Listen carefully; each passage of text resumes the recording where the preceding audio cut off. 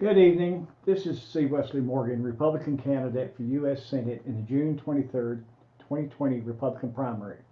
Did you know Harry Reid and Mitch McConnell created fake news? In 1948, the Smith-Mont Act was passed by Congress that prohibited the U.S. government from using propaganda on the American people. December 21st, 2012, Harry Reid, Senate Majority Leader, and Mitch McConnell, Senate Minority Leader, slipped into the 2013 National Defense Authorization Act, H.R. 4310, the Smith-Mont Modernization Act, allowing government propaganda to target U.S. citizens that previously could not be used domestically. The vote was 81-14, with McConnell voting yes and Rand Paul voting no.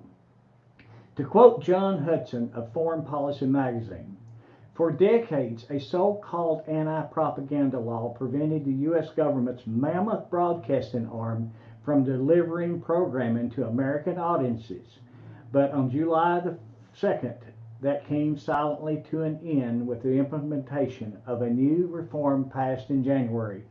The result, an unleashing of thousands of hours per week of government-funded radio and TV programs for domestically U.S. consumption, in a reform initially criticized as a green light for U.S. domestic propaganda efforts. As pointed out by MPN News, for decades the U.S. government had been allowed to produce and disseminate propaganda abroad in order to drum up support for its foreign wars, but the government had been banned from distributing propaganda domestically after the passage of the Smith-Mont Act of 1948.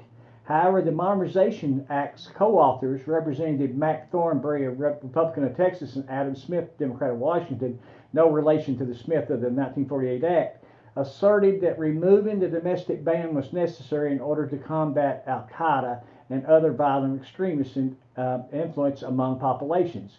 Given that Thornberry is one of the greatest beneficiaries of weapon manufacturers' campaign contributions, the real intent, to skeptics at least, seem more likely related to an effort to ramp up domestic support for U.S. military adventurism abroad following the disastrous invasions of Iraq and Libya. Furthermore, the 2013 National Defense Authorization Act allowed indefinite detention of U.S. citizens by excluding the Feinstein-Paul Amendment, which had passed 67-29. McConnell voted yes, Senator Paul voted no. Even Senator Dick Durbin, Democrat in Illinois, recognized the danger caused, observing that the provisions would not prohibit long-term detention of American citizens without trial. Without the Feinstein-Paul Amendment, it remains unclear whether indefinite detention is permitted. The First Amendment states, in part, Congress shall make no law abridging the freedom of speech or of the press. Now, there is no question that Mitch McConnell assisted Democrat Harry Reid to create fake news. This is C. Wesley Morgan, Republican candidate for U.S. Senate in the June 23, 2020 Republican primary. I am asking for your vote on June the 23rd and ask that you go to morganforsenate2020.com and check out our webpage.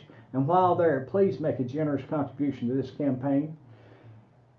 You know, in that web page, morganforsenate2020.com, we have Mitch McConnell's voting record listed for plain view for your examination. Go to morganforsenate2020.com and look at the atrocious votes that this man, Mitch McConnell, what he has done to us over the 36 years that he's been our U.S. Senator is disgusting. And that he has done everything he can to undermine your constitutional rights. It would only take an idiot to vote for this guy again. He just absolutely, if you want your constitutional rights gone, vote for Mitch McConnell again. Thank you very much. I appreciate, and I will be back probably with another video here in about 15 to 30 minutes. Thank you so much. And that is it for this video. Thank you.